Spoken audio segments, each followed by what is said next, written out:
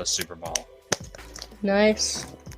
So, and I know it's going to be a very jam-packed in SoFi Stadium. It's their first Super Bowl in the new stadium of SoFi Stadium.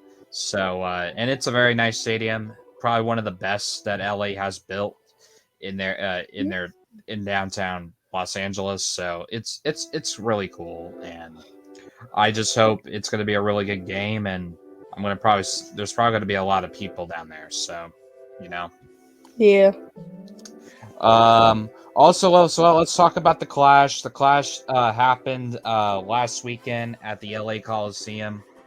You had Ice Cube actually on the doing the performances. You even had Pitbull on there as well. So yeah. What's going on, Husky? How you doing, man? Hope you're doing well. But anyways, welcome to the No Love Nation podcast, Husky. I hope you are enjoying this podcast today. But anyways, we have the LA Coliseum, the Clash that happened last weekend. It was kind of like a wreck fest in that race, but it's just a new race. It's just for like testing or anything if they do bring it back, but I don't know. But it was a really good race, and big credits to LA building an actual short track just to go around the LA Coliseum. So it's awesome. But a lot of drama. Definitely a different race for the next gen cars, but Definitely. But what's your thoughts on it, Brennan? My thoughts are it's a good racetrack. It's just if it was like a little wider, it would be like less carnage. But like that's obviously hard to do since like it's Yeah, because the building's like very big for like a football stadium. It was built for a football stadium, and the Olympics were ran there. They even hosted if you guys didn't even know, they actually hosted the World Series at the LA Coliseum. Yeah. And that was between the Red Sox and the Dodgers in that game. 19-something, I think. Yeah. So yeah, that was definitely interesting. But yeah. We move on to the Daytona 500, which that's going to be next Sunday, which I will be talking about picks for the next podcast that I do next Friday. But yeah, let's talk about what the next topics. Studio Goodbye is reopening back up in Japan. I have an article about it. Ooh. So I got it pulled up here.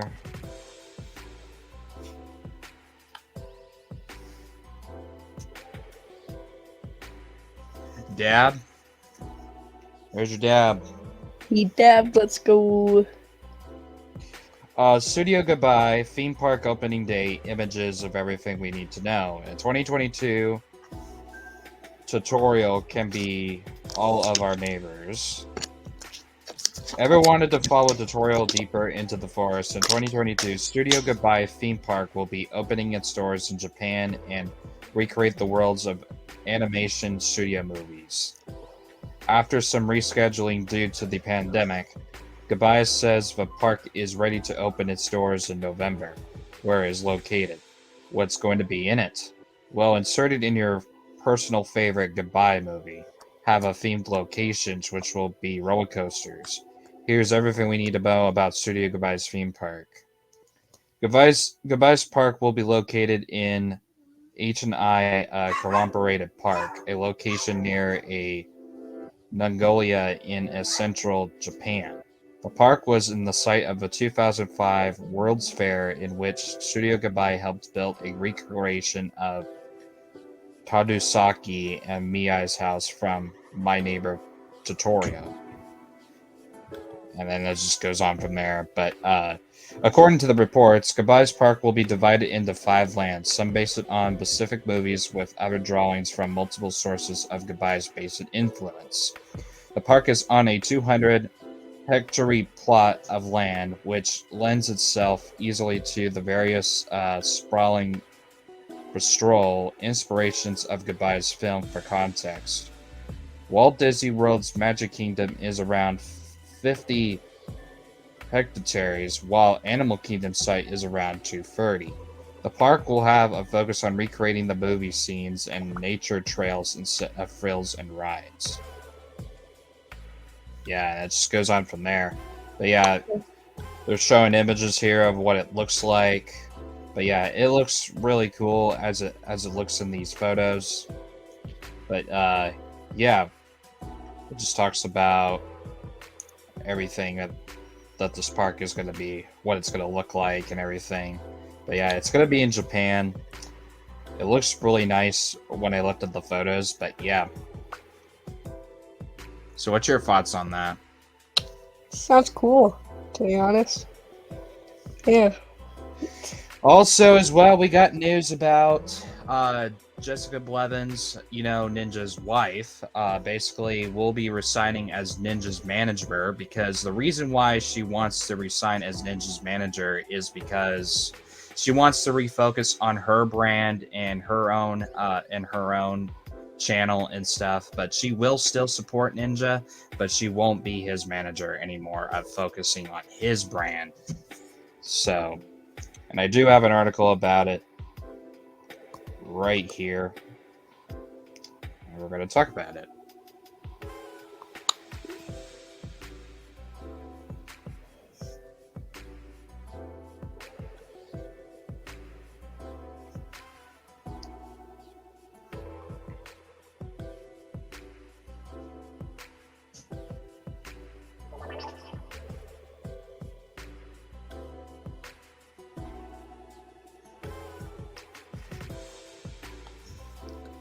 But yeah, this is an article from the Gamer website. Jessica Blevins is planning to resign as Ninja's manager. She plans to building up her own brand. Jessica Blevins revealed on November 4th, 2022 that she plans to resign as Ninja's manager. Blevins mentioned during an interview that she intends to focus on building up her own brand in the future. And this is a quote unquote thing of what Jessica Blevins had to say. Over the last year, I've been growing my brand similar to what I did with Tyler. I have a public relation team. I signed with a creative artist agency before I was focusing on Tyler. So now I'm focusing on my brand stominously. And yeah, and it goes all the way back when Tyler became a full-time content creator known as Ninja. And then it goes on from here. Realize there will come a time, it may come sooner rather than later. I won't be his manager anymore, but with how much I have doing, there's going to be a time when we need to hire a manager we could trust. Somehow who eats, breathes, sleeps Team Ninja like I have done. Right now, I'm really torn. We're talking about when do we pull the plug and do this. I haven't told anyone that. We heard it here first. And then she goes on, focuses on my own stuff, and takes a step back. And then it just goes on from there. But what's your thoughts on that, Brennan? Quite interesting, yeah. That. Yeah. Yeah, I know. It is weird, but I can 100% agree with her. She does definitely want to work on her brand, and a lot of small creators, when they first start streaming, they have to work on their brands, basically. Yeah. I'm basically working on mine, so trying to build mine up, so. Yeah. Also, we got a Nintendo Switch worst exclusive will be getting a sequel. I do have an article about it, so let me find it.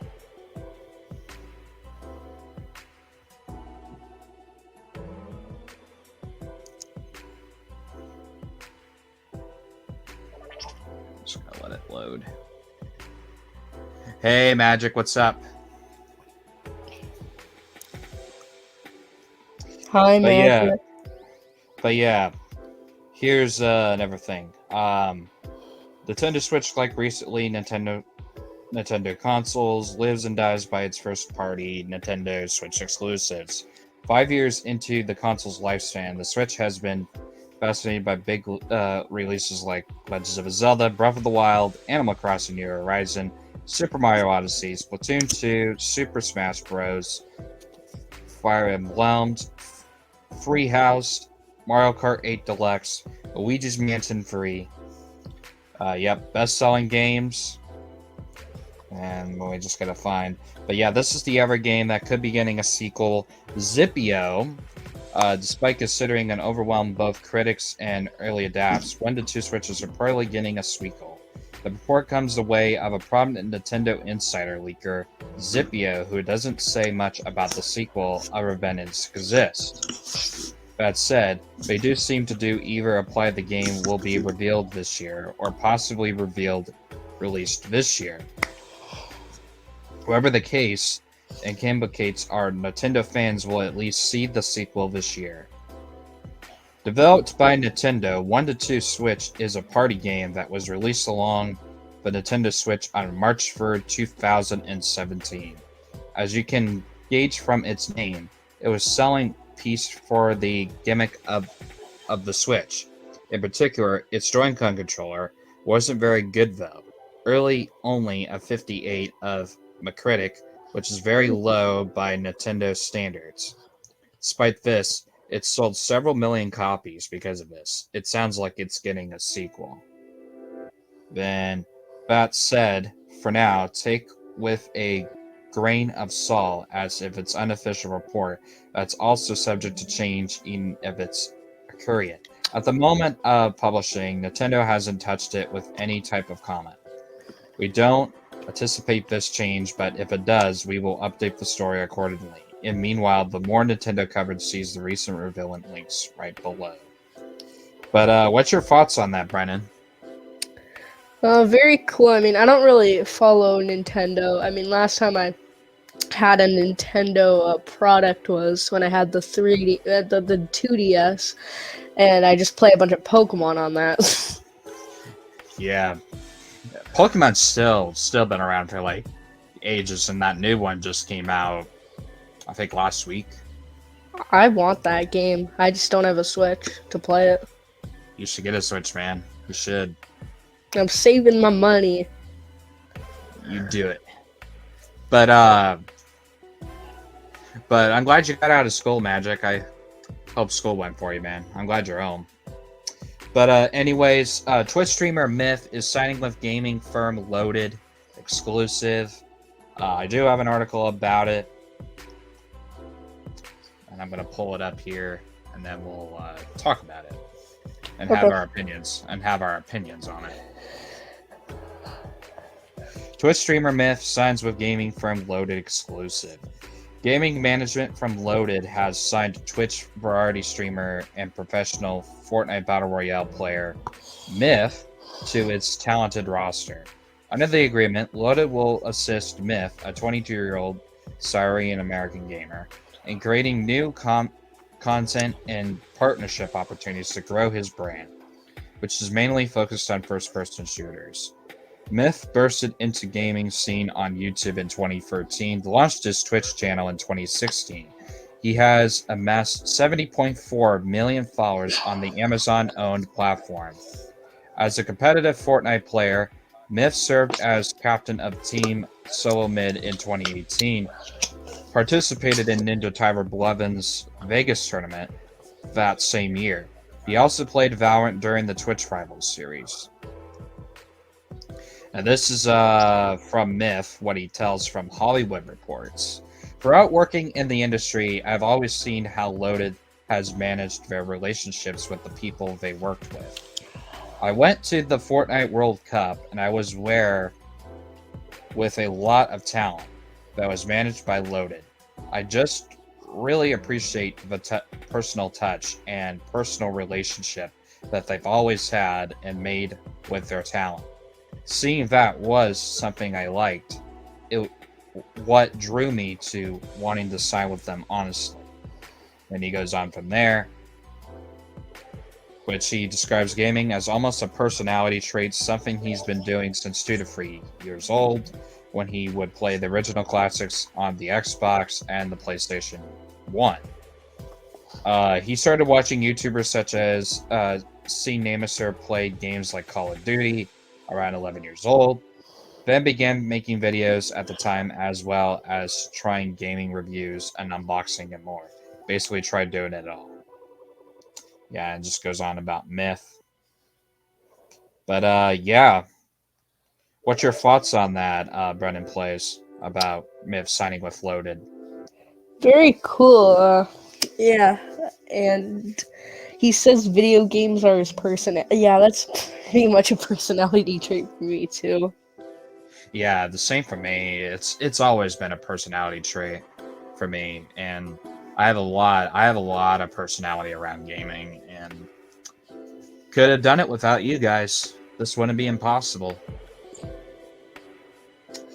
But also as well, it was announced that Pokimane is re-signing with Twitch. She re-signed with Twitch on Wednesday, on January 8th, I believe, if I'm correct. But yeah, she re-signed with Twitch.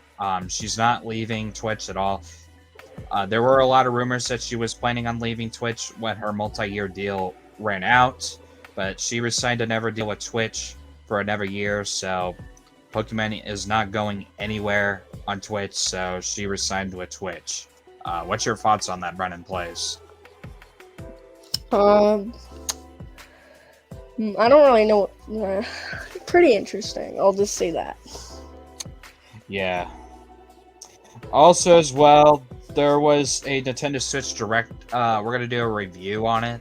But basically, the games that are coming out on Nintendo Switch. You remember Wii Sports, right? Yes, I loved Wii Sports, and now they're making Nintendo Switch Sports. Yeah, I know, and it's really crazy, but you can actually use the Joy-Cons to basically play the sports games. It's actually pretty cool. I really like it, basically, because I can play it on my Switch, and it just brings back the Wii vibes, basically. Yeah. And then also, Mario Kart 8 getting a refresh on game content for a new DLC where you can play up to 48 current course tracks. The one track I'm really surprised that's on that list, we can actually race on Coconut Mall, which basically is the track from the actual Mario Kart Wii game. And then there was another track that I can remember, and that's on the Mario Kart 64 game.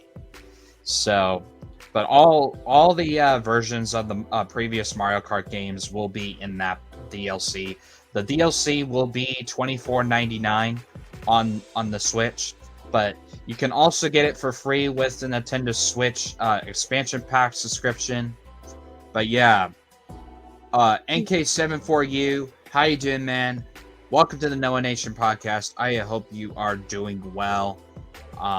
Thanks for coming in and listening with my good friend, BrennenPlayz, who is the guest on today. But yeah, there's a lot of other games coming out too. Splatoon 3, that's another game that's coming out. Ooh. So that's on the way. You also got Legend of Zelda Breath of the Wild 2 that's supposed to be coming out, but they don't have a trailer for that yet, so I don't know if it's in the works or not. But what I've heard, it is being confirmed coming to Nintendo Switch on all Nintendo Switch consoles. But yeah, it seems really interesting. I'm definitely looking forward to some of the games this year on Nintendo Switch. Definitely the Nintendo Switch Sports game. It definitely looks really good. Because I know Nintendo Switch Sports is going to have volleyball, it's going to have bowling, it's going to have, I think, tennis, on there too as well. And I think golf as well. No baseball, which I'm really shocked that baseball's on there. Yeah. So I know that recently Wii Sports game had baseball on it. I know Resort did too. Resort didn't really have baseball, but But they're bringing back actually the Wii Sports Resort game that you would actually fight on the water. Remember that game on the Wii Sports Resort game, Yeah, I think, yeah. where you can knock down your opponent with like a sword or something. Oh, yeah, yeah. They're actually bringing that back to Wii Really? Sports, the Nintendo Switch Sports. Yeah. That's cool. So yeah, it's good to see that back coming in. I was really shocked that they were gonna do that, but it was really surprising they were gonna do like some remakes of stuff and putting them into releasing games that are doing really well on Nintendo Switch, just to do a remake of their previous generation of games back then. So it's cool. Mm-hmm. Also, we have an update about Xbox Activision Blizzard. There's a big update going around, which is going to be really huge. So I do have an article about it, and we're going to watch it. Oh, listen to it. Okay. But yeah, here we go.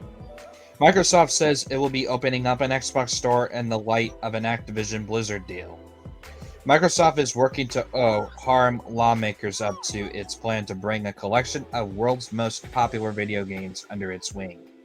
The company announced its intention to buy Activision Blizzard last month in a deal that would be worth $68.7 billion, the largest gaming acquisition of all time. If the deal goes through, the acquisition isn't exactly all faded. It's a risk time for Microsoft to attract attention from regulators. The U.S. lawmakers and regulator agencies have largely focused on some of the tech giants' peers, and particularly Meta, formerly Facebook, Google, Apple, and Amazon. Microsoft's name doesn't come up in a continuous conversation about social networks, advertising, or online marketplaces. So, the massive company has managed to mostly fly under the radar in recent years in spite of its size. With the Activision Blizzard deal on the table, that's unlikely to last. Either this month, Bloomberg reported that the proposed acquisition will be reviewed by the FTSC, an agency now cleared by Lanik Khan, an antitrust scholar keen to disrupt the escalated constellation in the tech industry. Microsoft President Brad Smith addressed regulators directly in a new blog post, striking a cooperative tone and outlaw set of open store principles that the company will adopt in the light of proposed regulation and its own plans to buy a cluster of world's most popular gaming titles. Microsoft framed the new ideology as a primitive effort to accommodate regulatory changes, but also clearly an appeal to the federal government to sign off on the acquisition. And here's what Brad Smith had to say about it. We recognize that the emerging new era of tech regulation brings with its both benefits and risk, not just for a single company, but for our entire industry. As others have pointed out, there are risks with any regulation, and these deserve a fair hearing through considerations. But as a company, we continue to be more focused on adapting to regulation than fighting against it. In part, this is because we have been adapting for 2 decades to antitrust rules. We've learned from our experiences. While changing is not easy, we believe it's possible to adapt to new rules and innovate successfully. And here's what Microsoft's says about the open principles and everything that they go into detail about. We will not require developers in our app stores to use our payment system to process in-app payments. We will not require developers in our app store to provide more favorable terms in our app store and other app stores. We will not disadvantage developers if they choose to use a payment processing system other than ours, or if they offer different terms, conditions in other app stores. We will not prevent developers from communicating directly with their customers with their apps and limits bonus purposes, such as price terms and products or service offerings. Then it just goes on from there. But yeah, this is what Smith wrote about this. Let me read it here. He confirmed that if the deal goes through, Call of Duty will still be available through Sony's PlayStation beyond the existing agreement into the future, so Sony consoles won't be left out in the cold. We're also interested in taking similar steps to support Nintendo's successful platform. We believe this is the right thing for the industry, for gamers, and for our business. Other popular Activision Blizzard titles will also get the same treatment rather than immediately becoming Microsoft's exclusive. Beyond Call of Duty, the Activision Blizzard deal includes a deeper roster of hit games like Overwatch, World of Warcraft, Diablo, StarCraft, Hearthstone, and Candy Crush. And then, yeah, it just talks all about. But yeah, this is from Smith as well, acknowledging this quote here. Just as Windows has evolved to the open and broadly used platform, we see the future of gaming following a similar path. Our vision is to enable gamers to play any game on any device anywhere, including by streaming from the cloud. Then he goes on from here. He says, we want to enable world-class content to reach every gamer more easily across every platform. We want to encourage more innovation and investment in content creation and fewer consistency on distribution. Put simply, the words needs open app markets. This requires open app stores. But yeah, this is a very interesting topic about this new Xbox Activision Blizzard update. It seems really interesting how they're taking their time and trying to go through this. But I thought we would never get a word from anything, but it's good to see this update go through, and I hopefully that deal will work, will go through, because I am an Xbox fan. But I would like to see a really fair treatment for the other industries like PlayStation and Nintendo. I like how Xbox is doing this, and I'm glad they're handling it very seriously. But what's your thoughts on it, BrennenPlayz, about this whole thing? Quite interesting. I'm an Xbox fan, so like I like that, but like yeah, quite interesting. But yeah, what's your guys' thoughts on it? Do you guys think it's gonna be? Do you think this deal will go through, and how you think how Microsoft's gonna handle really easily in the near future when this deal does go through next year, is what it's heard.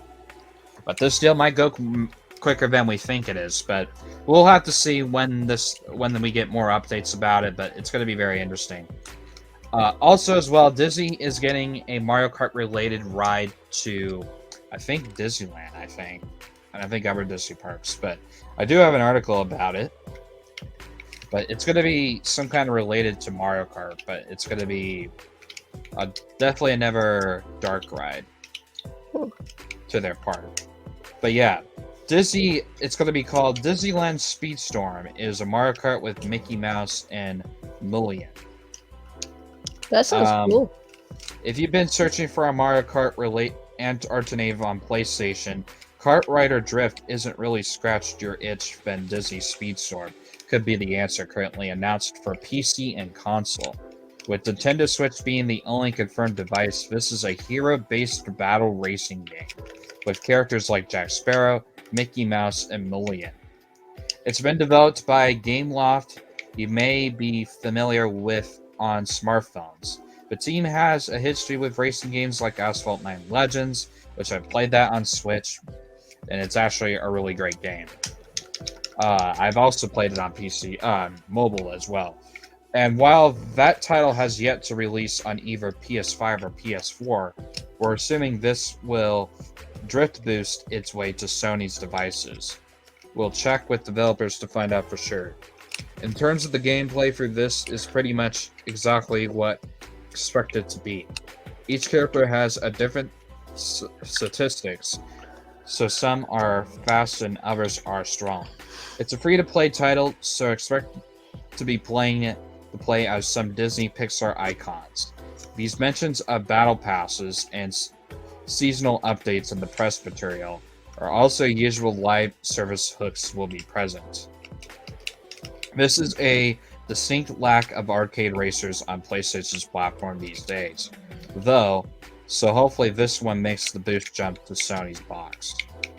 So, this is going to definitely be interesting, and I'm glad to see Disney actually trying to take a jam at Nintendo's Mario Kart. So, this is going to be definitely interesting if it does come to Xbox, but I don't think it will, but since they're talking really about Sony becoming it like that, so I don't know. We'll have to see, but what's your thoughts on it, Brennan? It's pretty cool, to be honest, that Disney's doing that or want to do that. Yeah. Also, as well, I found this today, but Xbox Game Pass has confirmed the rest of their games for the rest of February, and I do have an article about the games that have been previously out and some of the ones that are coming out in the next few weeks.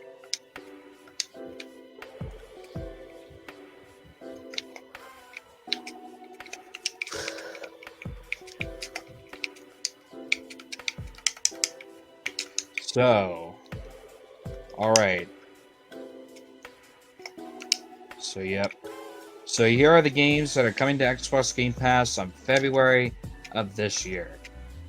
You got Contrast, which came out a couple weeks back. Dreamscaper, Telling Lies. The Siege will be came out yesterday. Crossfire X will be coming to Xbox Game Pass on February 10th, which that was yesterday. Edge of Eternity, Skull of the Hero Slayer, and The Last Kids on Earth and the Staff of Doom. And these are the games that came out yesterday, and these are the games that are coming out for next week. You got Ark, the Ultimate Survival Edition.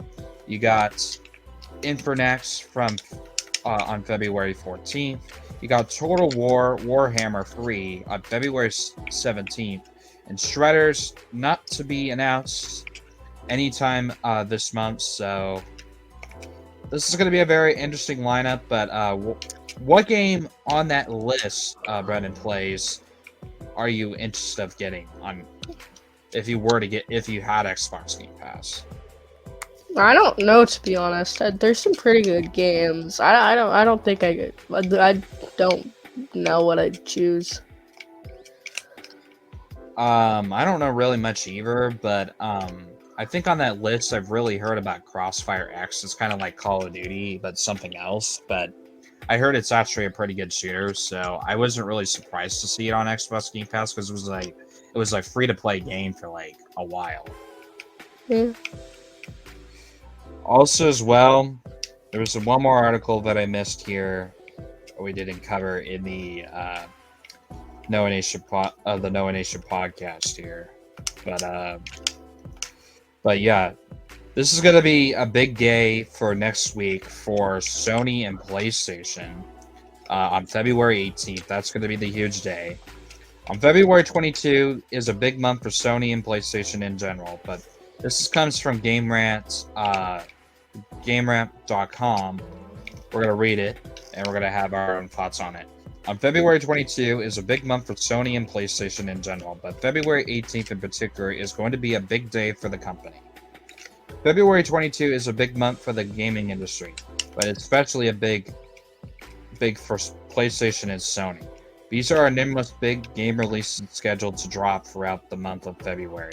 And most of them are coming to PS4 and PS5, including some big-time console-exclusive games.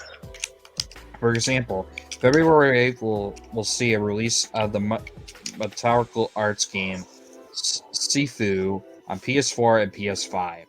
Sifu's game footage so far has been pretty impressive. It will definitely be interesting to see if it lives up to the hype. There are plenty of multi-platform games coming to PS4 and PS5 this month as well, with most notable being Elder Ring on February 25th. So while February 22 in general is big for PlayStation and Sony, there are one date in particular that stands out as particularly noticeable for the company. February 18th is set to be one of the biggest days for PlayStation and Sony for its entire year, as that is the day that a huge PlayStation console exclusive game is releasing, a major PlayStation franchise set to have